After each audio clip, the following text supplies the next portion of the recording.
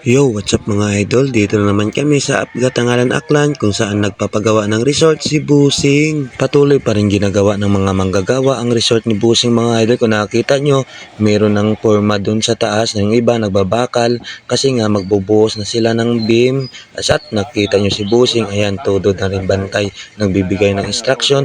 At dito naman banda sa baba mga idol, ayan, nakita nyo, pinapatibay na talaga ito para mabuhusan para sa flooring.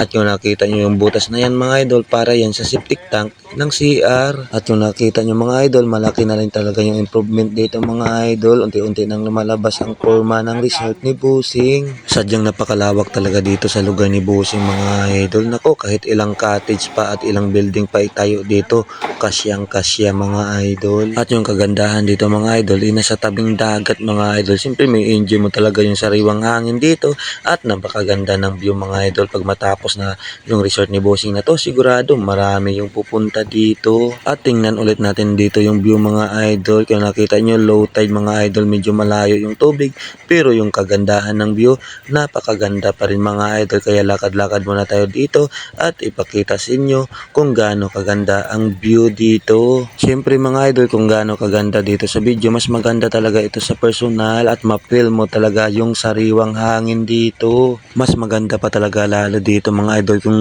abangan mo talaga dito yung sunrise at pagdating ng hapon, aabangan mo ng sunset. Naku, napakaganda talaga ng view dito mga idol. Kaya try nyo na pumunta dito sa Apgatangalan Aklan mga idol. Lalo nang matapos na yung resort ni Bossing at may mga cottage pa.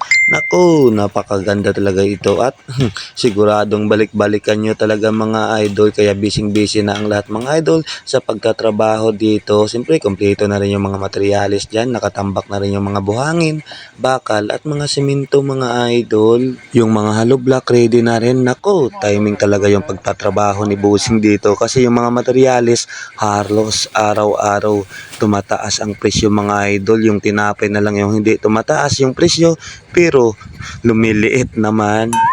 Kaya tamang kain muna tayo ng tinapay mga idol kasi wala pa tayong breakfast. Siyempre yung mga tauhan dito patuloy pa rin gumagawa. Siyempre mas maaga silang kumain yan para may lakas sila sa trabaho. Kanya-kanya na nga sila ng trabaho dito mga idol. Mayroong nagbabakal, may pumuporma dun sa taas, tapos may nagre-ready dito para mabuhusan ng flooring sa bandang ibaba mga idol. Yung mga poste pala dito mga idol natapos na rin yung buhusan kaya nasa beam na sila mga idol. Pag mabuhusan yan, siyempre flooring na rin at mag-asintada sila ng mga hollow block. Kaya todo sipag talaga yung mga trabahador natin mga idol para matapos itong resort ni Busing.